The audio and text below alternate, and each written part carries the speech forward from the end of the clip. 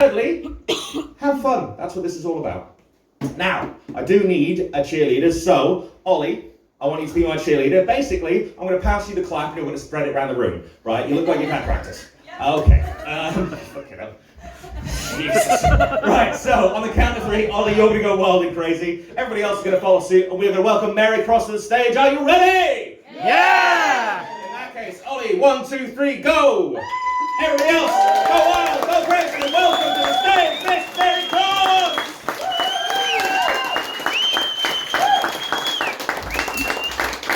Hello! Hello! How are we all doing? Ready for a good night? Yeah! Yeah, I'm very excited to have this gig in Birkenhead because I live in Bromborough. And it's the closest gig I've ever had to home, so I'm very excited. It means I'll be in bed for a reasonable hour, but the downside is, if you see me in the middle of Lidl, I don't want your feedback. Okay? Yeah? My in-laws were actually supposed to be coming tonight, but thank God they're not here, because I was worried that I wouldn't have a seat for Christmas dinner by the end of my set. So I'm very relieved about that. So I just need to get a measure of the room. If you love Christmas, give me a ho ho ho. Not bad. If you hate Christmas, give me a bar humbug. Bar humbug. Oh, that was loud, that's good. I found my people, because guess what? Don't be mistaken by this outfit. I fucking hate it. Yeah, now, one of the problems is, it's actually a really difficult time for me, Christmas, personally. Mainly because of my name. I don't know if you realise how hard it is to have my name at Christmas, because people come up to me and go, Merry Christmas! Oh, thanks for that, yeah. People are always telling me to eat, drink and be merry. Thanks for that as well. But the worst one was being at school and everyone calling me the Virgin Mary throughout high school. I mean, it was true, obviously, but you know, it still hurts, doesn't it? It's just not fair, really. But yeah, one of my problems with hating Christmas is I'm a mum now, and I'm a gay mum. And what that means is my kids' friends think that I'm really cool, but they don't know the mums are all flirting with me at the PTA. Yeah. The last thing I expected when I was manning the cake stall for the Christmas fair was to have Nicola seductively licking out a mince pie in my direction. But you know, these are the perks of being a community-minded individual, so check out your PTA, would be my recommendation. But yeah, so the thing is, I'm actually an adoptive mum, so I've got massive imposter syndrome because of that, so I've really had to go all out with the kids for Christmas. And this imposter syndrome started when I had to go to Mothercare and buy everything you need for a 1-year-old. It was less saying new mum and more saying child abductor. So yeah, that's kind of stuck with me. And I should say, the first time I ever changed a nappy, it was in front of 2 social workers, 2 foster carers, their twin children and a frigging dog. Talk about pressure. It was like trying to defuse a bomb on Mission Impossible. So yeah, I have really had to go out with the kids' stuff for Christmas. I've really tried to get into it, and you know, especially with Elf on the fucking shelf. Have I got any parents in? Yeah. Are you doing the Elf thing? No. Who, you said yes. What's your name? Vicky. Are you running out of ideas now? It's the 18th, yeah, 17th. What are they doing tonight? You don't know. Well, you see, when the pandemic was on, it was really good, because what we did was we put him in a jar for 2 weeks and said he was in quarantine.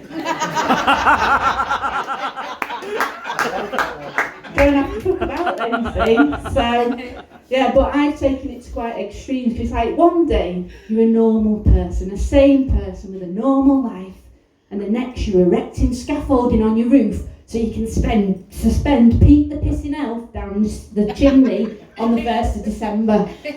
I mean, I think I've taken it too far now, because I have built his own annex and enrolled him in South Wirral.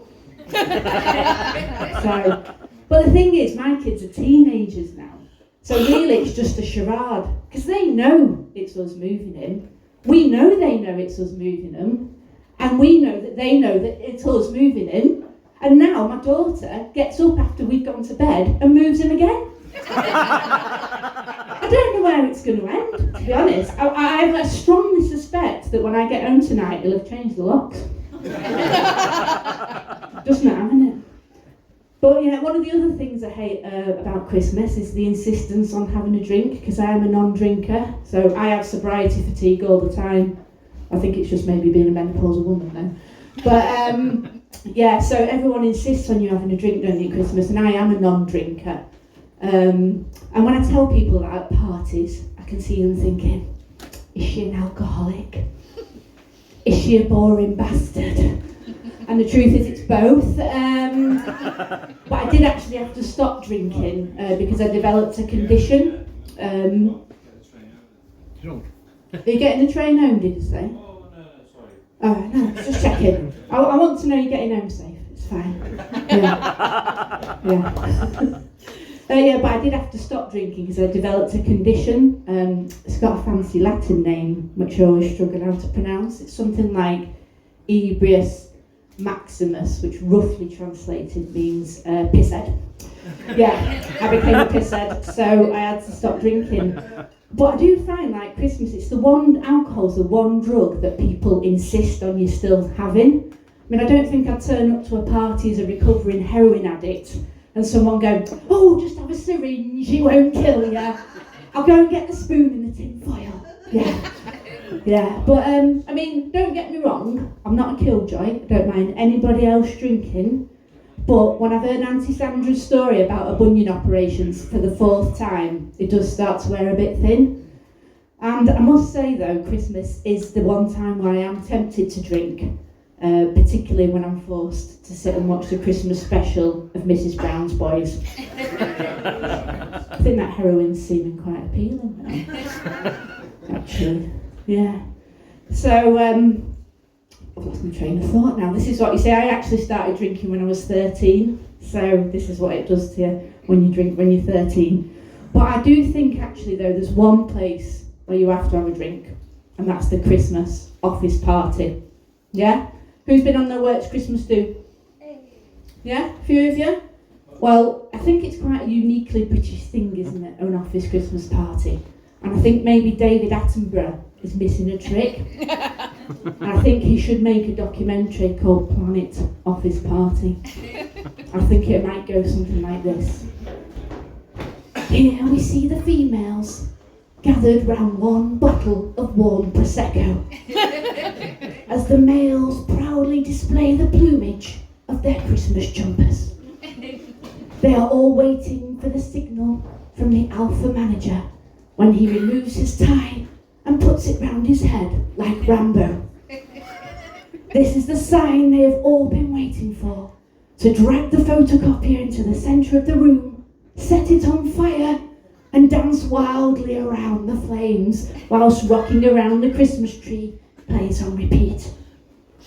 At this point, the males, emboldened by 3 cans of Stella, start to approach the females and woo them with a combination of erotic dancing, burping the tune of Last Christmas, and the symbolic offering of one of their cheesy balls. The females are still quite choosy at this point, and the male must make a number of advances to secure his mate. Finally, success, as Tracy from accounts succumbs to his charms, and they consummate their passion in the cleaning cupboard on the 4th floor. As the fire subsides into ashes, many can be seen stumbling round the car park, and some are asleep under the recycling bins. The regret of telling the line manager to fuck off hangs heavy in the air. The more strong of the herd can be found at Mackie D's, nailing 20 chicken McNuggets. It is a grateful thing for all of humanity that this spectacle happens but once a year.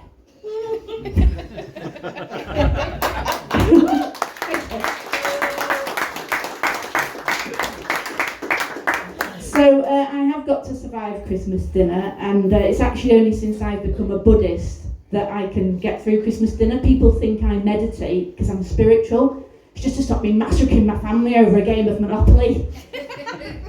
Now people are quite surprised when I tell them I'm a Buddhist, because I don't think this screams Zen.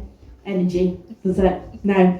But I do try and put Buddhist principles into all areas of life, not more so than when I'm driving, because the road rage is real. Got any road rages in? Safe space, yeah. So I'm going to give you some tips now, if you want to get your road rage down. This is Buddhist tips. So the first one is to have a little mantra when you're in the car. What's this wanker doing here? Got my mudras. Can't do that one because I'm a lesbian. And I never ever forget my gratitude practice. You're welcome, dickhead.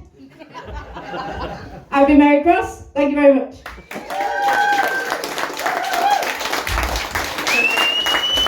Mary Cross, everybody! Right, we've got another act coming directly to the stage, but before they do, come on guys, sit down. Where'd he do? Alright, fair enough. Just someone remind me to tell the story about the Christmas party I went